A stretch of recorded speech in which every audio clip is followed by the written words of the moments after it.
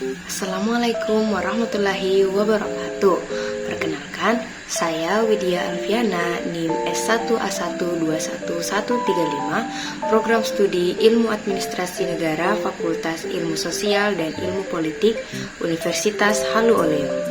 Nah, di sini saya akan memaparkan sedikit tentang perencanaan pembangunan daerah, di mana ini sebagai salah satu tugas final saya di mata kuliah tersebut.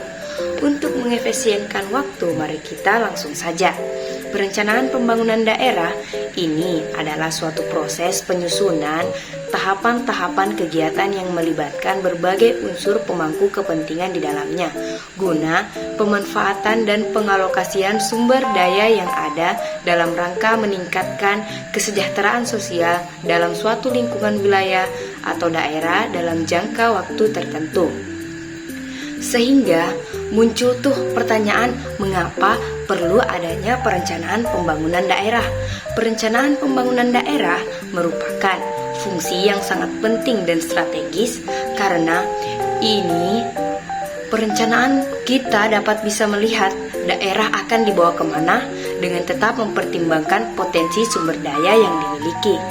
Teori perencanaan pembangunan daerah melibatkan berbagai aspek yang terkait dengan pengembangan wilayah. Berikut adalah beberapa teori yang relevan. Yang pertama, teori sistem. Teori sistem memandang perencanaan pembangunan daerah sebagai suatu sistem yang terdiri dari komponen-komponen yang saling berhubungan dan berinteraksi. Sistem ini melibatkan unsur-unsur seperti sumber daya, masalah, tujuan, dan strategi. Yang kedua, teori pendekatan tujuan. Teori ini menekankan pentingnya perencanaan yang berorientasi tujuan, di mana tujuan dan sasaran yang ingin dicapai harus jelas dan spesifik. Kemudian yang ketiga, teori perencanaan berorientasi masyarakat. Pendekatan ini memastikan bahwa masyarakat memiliki peran aktif dalam mengembangkan rencana yang sesuai dengan kebutuhan dan potensi daerah. Kemudian yang keempat, teori perencanaan berbasis data.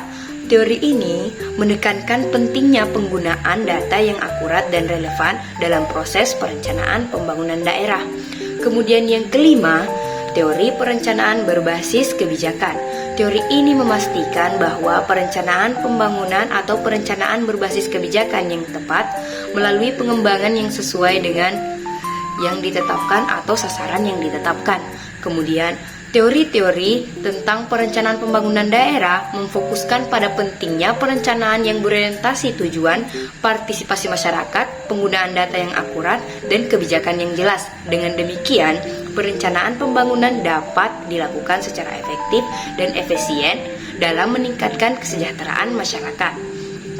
Kemudian, prinsip perencanaan pembangunan daerah meliputi: 1. Merupakan satu kesatuan dalam sistem perencanaan pembangunan nasional.